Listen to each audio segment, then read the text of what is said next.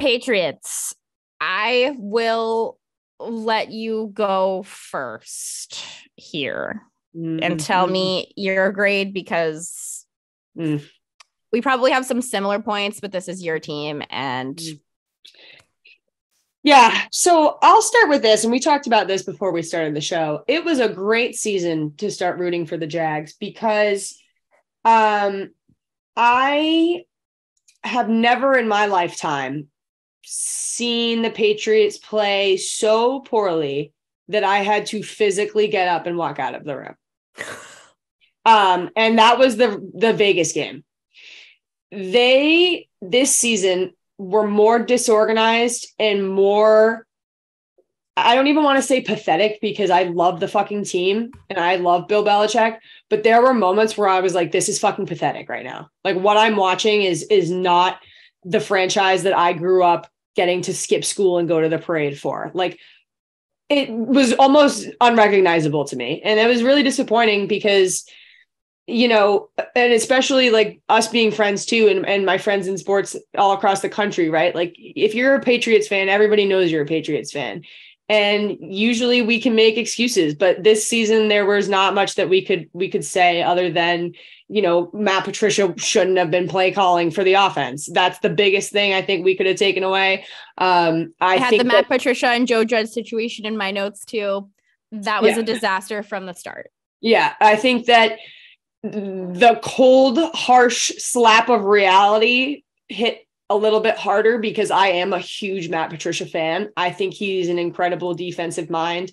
He's a cool dude. He's a cool dude. He's a stand-up guy. He's a family guy. But I just was really disappointed. It did not work out at all. It wasn't working out by week 3. And I could have told you that Bill Belichick wasn't going to do a damn thing because he is stubborn at the end of the day, and he wanted to see how it would work out, and it didn't work out, and it didn't work out in week 4, and it didn't work out in week 5, and then it kept going. So I just was really disappointed in my Patriots this year, but I am hopeful that with the hiring of Bill O'Brien, we can start to get some motivation. Huge hire into the offense. Huge hire. I think his relationship with Mac Jones is going to be essential to him as a quarterback. I have so many thoughts. I know. I basically, my feelings on it are, if they can't figure it out by the end of this season, we need to rethink everything. We need to rethink everything because I don't know what needs to be changed. I can say that, you know, we go 14th in the first round. Patriots can't draft for shit. They never have. I have that in my notes as well. Yeah, well, you haven't. You have inability to draft as of late. As a lifetime fan, they have not been able to draft ever. In my opinion, I don't think that they, and when they do, it's for a position that we don't need. So it's like just a fucking kicker. Yeah. So punter, I honestly, or whatever it was. And you can make that statement for literally, I remember last year we were in Vegas. Zappy. And I was like, I don't know what's going on. I literally was like, I told you when they drafted Bailey Zappi that he would play at some point this season. I told you that when we were in fucking Vegas. Yeah. So obviously I love the Patriots, right? Like, I grew up with season tickets. You know, they are my franchise. What the Kraft family does for the Foxborough community. And I grew up 15 minutes outside of Foxborough. So I worked a lot with his organization and the YMCA and things like that, the McCourty brothers and their work that they did with us and people with intellectual disabilities. So I'm a ride or die Patriots fan. Not a great season. I gave them a C on the season. And that's how I see it. So Haley put at the bottom of her notes the meme from SpongeBob where it's like the Patrick's holding the coffin and SpongeBob's like, okay, get in. And I'm like, I'm really the meme where it's like, I've come for your pickle from SpongeBob because the Jags are like the next up and coming of the AFC. And I'm like, yes. My thoughts were, okay, this is going to be the most controversial thing I think that I've ever said to you. And I don't know how you're going to take it, but I think that Bill Belichick has to go. And I think the Patriots fans, I'm going to tell you this. I think the Patriots fans know that, but they're not willing to accept it themselves. Therefore, they're unwilling to say it to other people, because I feel as though in Patriots culture, that feels like a sin because he's always been the guy. But in life, you have to know when it's time to let go and walk away. And I think that Bill Belichick should retire? No, I would never if I were him. But if I'm a fan, I'm sitting here and I'm like, all right, hang it up before you ruin it. Yeah, I think it's an interesting point. I think that you're 100% right that even if Patriots fans think that, they're never going to vocalize it. He's just done too much for the franchise. And the thing that makes me also really hesitant on that idea is just the relationship that he and Rob Kraft have. I can never see a situation where that separation would not happen amicably. I totally get it. I can't see that, but at the same time, I definitely think that there are some serious issues that need to be taken care of. I think that he is a great defensive mind, Bill Belichick. I think he is really strongest when he gets out there and works with the defense. And you have videos of him in practice, getting in there with the guys, and he's one of the best coach, in my opinion, of all time. Same. Coach of all time. No question. It's just a matter of figuring out what's not working. And I think that Bill is not the thing that's not working the most, if that makes sense. Totally. Yes, so I agree. But I see your point, though. Yeah. And I can see where people would think that. It's hang it up before it gets sour, dude. Yeah. Yeah. I also gave them a D because of above this, I have the Matt Patricia and Joe Judge situation, but we kind of talked about that a little bit. But this plays into that as well. The unnecessary drama between Mac Jones and Bailey Zappi, you cannot have that happen. And the way that it happened was the worst part about all of it, because it was at each other's expenses and also at the fans' expense. Because I can tell you from going to a couple Patriots games this season, after all of that happened, there was not one game where at one point I didn't hear somebody either cheering for Bailey Zappi or a Bailey Zappi fucking chant in the arena.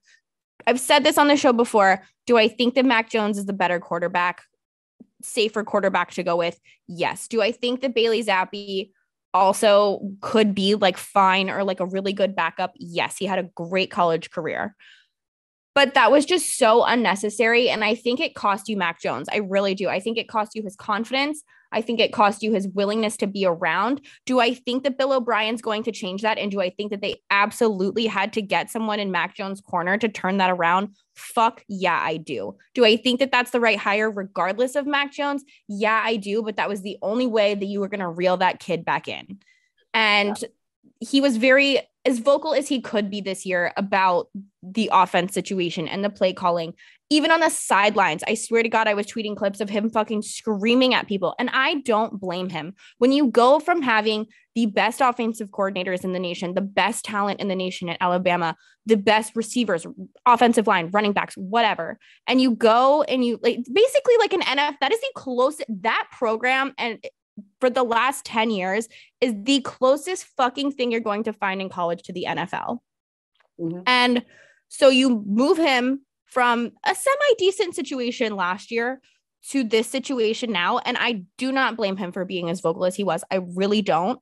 But you have now unintentionally started a war between these two. You have fucked the fans' heads up. Let me tell you that. I also have the inability to draft as of late. And the biggest reason that I'm giving their season a D is that I don't see it getting any better with the way that their offseason's going. Like we said, the inability to draft. Bill O'Brien's a fucking huge hire, but the fact that I think that Bill is also like at the end of it, I just don't see this situation getting better because there's not going to be enough change to the point where it's going to get figured out. Right. And I don't think that Mac Jones is a franchise quarterback. Do I think that he's going to, I think that he is going to have like a fucking Nick Foles type of career. I really do. Yeah. Even as a Patriots fan, I'm going to be honest, like the Mac stuff this season, I found very off-putting. I understand why he was frustrated. I think he had a right to be frustrated. But as a New England fan and having Bill Belichick as your coach, the number one thing is to never let them see you sweat. And I think he let that happen a lot this season. And I think that not only does that mean he's losing confidence in himself and we're losing confidence in him as a fan base, but his teammates are losing confidence in him too. So I think that a lot of that drama between the two was unfortunate. And I think you're absolutely right. I think at the end of the day, also, New England fans are very black and white, results driven. So if Bailey's getting out on the field and throwing more plays, they're going to cheer for him every single time. And it's going to be an ongoing issue. At the same time, we have seen that the Patricia Jones dynamic did not work. It was not working. They could not communicate well with each other. They did not seem to get along at all. And it seemed as though whenever Bailey Zappi was on the field, more cohesive, clean plays were being called and executed. So whether or not that was on the playbook was different, I really do think so. So it's like also that you have to take that into consideration. With that being said, I don't know that Mac Jones is the Patriots franchise quarterback that's next. I don't see it because of this season and how it shaped out. I don't think he is really riding with the Patriots as much as maybe he was before, if at all. I still, as a Patriots fan, see him very much as an Alabama quarterback, to be quite honest with you. And I think a lot of the fan base felt that way too, as demonstrated by what you got to experience at Gillette this year. So I really hope that he can turn it around with Bill O'Brien this year. Like you said, having another person in his corner is going to be huge. But at the same time, I'm a big fan of competition. And if Bailey Zappi can keep putting the pressure on him to be a quarterback and improve, and if Bailey can get out there and be a better quarterback, then I'm going to cheer for him, because at the end of the day, it's whoever's helping better the organization. And 110%. I think he is a talented kid, and he has shown that he can perform under pressure. So his work ethic is awesome. My only concern for him is his height. It's giving Drew Brees. Yeah. Well, yeah, that's a huge thing. And I think that obviously, that's not something you can improve upon or work on, but it is very much giving Drew Brees. That's a good point. But it worked out for Drew Brees. So I guess we can't really knock him for that, but I'm very interested. Like I said earlier, I love the drama of the NFL and kind of that constant battling between players and continuing to improve and exceed expectations. So I'm excited to see what happens this offseason. I think we'll have a really strong understanding of where they're going to be at come training camp time. I grew up going to Patriots training camp, and we should go. It's honestly like one of the most impressive things that you can witness. I will see if I can get us credentials for real. I would love that. It's so fun. And I think that they take training camp, obviously, as every team does, very seriously, but I think Bill treats it even more so like a regular season. So we'll be able to see kind of what his headspace is at and where the play calling's at. So I'm hoping by then we have some sense of organization, but we'll see. Also, we always suck in preseason. So I've come for your pickle. Go Jags. Go Jags. Last but not least for the week, we have already gotten through like a quarter of the league after this. That's pretty crazy. I know. We have the Packers. I gave them a C-. Haley, what did you grade the Packers? So it's funny because I was going to write in here and then we ended up just talking about it. And other things. I'm going to go with a C. I don't know. Why don't you go first? You go first. I gave them a C-, and my reasons being bad for Green Bay that Aaron Rodgers wants out. Good for Green Bay that Aaron Rodgers wants out. Christian Watson and Allen Lazard played better than people expected. I think that's a fucking plus for them. I think that Jordan Love is fine. We haven't seen enough of him to really know. We only got a couple plays during the regular season from him. But I think he's going to be fine. I think historically, especially like when we look at like recent guys, it's like Brady sat for a while behind someone and Rodgers sat for a while behind someone. Great players, obviously, like they learned from the greats. And it's like Jordan Love is doing that with Aaron Rodgers. So it's like, do I think that Green Bay could strike gold twice? Potentially, yes. I just don't know because I haven't seen enough of Jordan Love, but I think that he's going to be a good quarterback. So it's like, that's also a positive for you guys if Aaron Rodgers doesn't come back. I also said C- because anytime you have no postseason with Aaron Rodgers, I think it's kind of a fail because you're wasting a season of his career. You're wasting a lot of money. Even though I'm not as pro, you need a top quarterback to get to a Super Bowl or win a Super Bowl as a lot of people. I think when you have people of Tom Brady caliber, Aaron Rodgers caliber, Patrick Mahomes caliber, etc., you should be making the postseason. But I think that it's both of their faults that they're in this place because Aaron Rodgers obviously took such a big contract that they couldn't afford to keep a lot of the same guys. And I obviously think he's kind of a polarizing figure, obviously, in the sports place.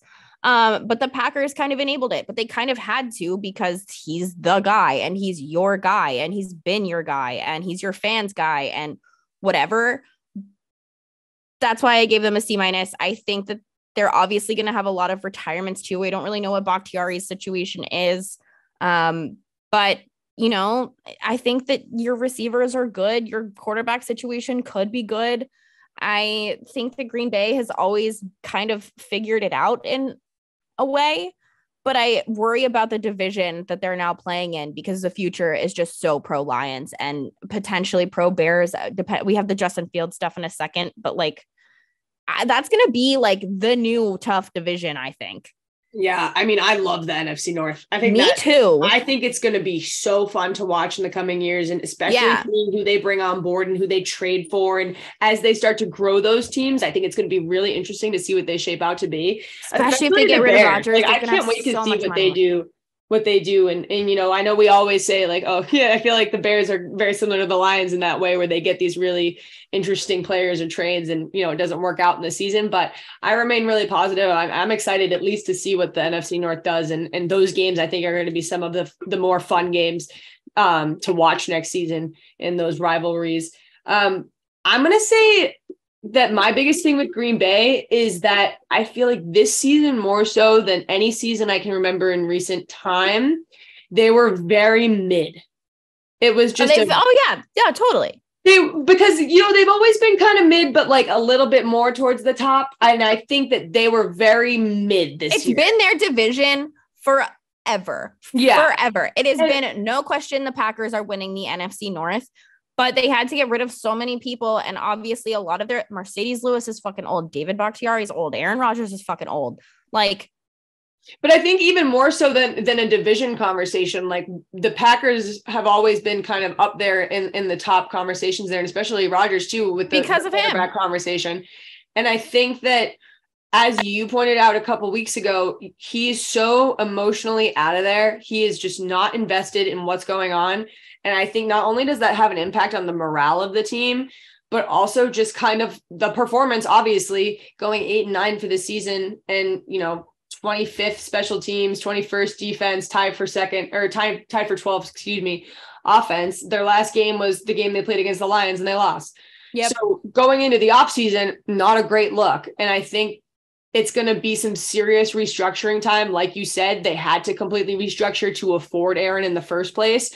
Going forward, how are you going to be able to take that money and use it maybe in a more effective Getting rid way? of Devontae Adams was the biggest question because, like, who are you throwing the fucking ball to? Thank God that draft pick worked out. But, like, I don't know. What if you don't have Aaron Rodgers? But if you don't have weapons for him to throw to, it doesn't do anything. And that is proven in this season, in my opinion. So we were talking earlier. I love the Green Bay fan base. I think, you know, they are awesome. It's my absolute bucket list item to go to Lombardi. I would love to go.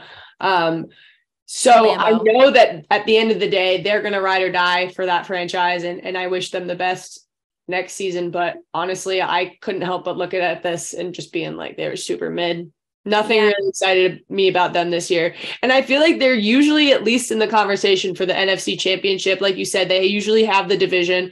And, you know, not maybe last season, but a couple of seasons not too far away, they were in the Super Bowl conversation. So it's kind of unfortunate to see where they've come and how many people they've lost, like you've said, for what. So that kind of brings us to the last couple of NFL things that I want to talk about.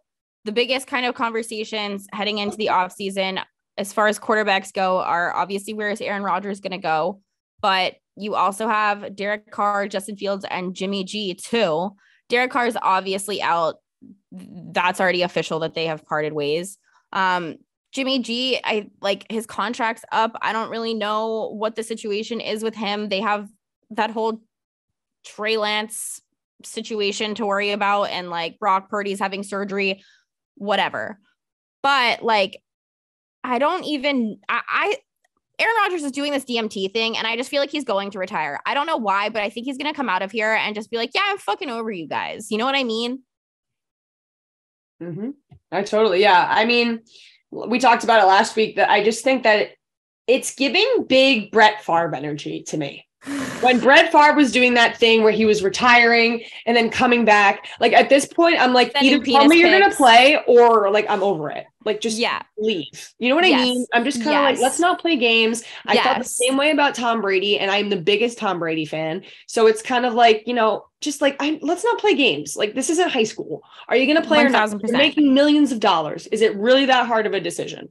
I care so little about what Aaron Rodgers is doing, especially because the Jags are for once like not in a quarterback conversation. But I'm the most curious to see what's going on with Justin Fields, because the Bears have the first pick again. You obviously took Justin Fields 2 years ago. Like, you have CJ Stroud and like all these guys sitting like ready to be picked. But it's like, a lot of people are saying they could see him going to like Carolina, and it would be like the best fit for him to go to Carolina, which like I kind of agree and I get that.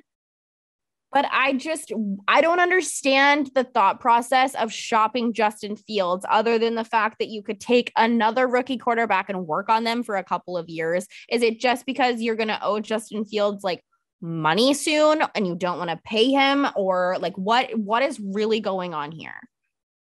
100%. 100%. So that's like my only thing heading into the postseason, that I'm really like, all right, what the fuck is going on with Justin Fields? Because I feel so bad for him, and I think he's fucking awesome.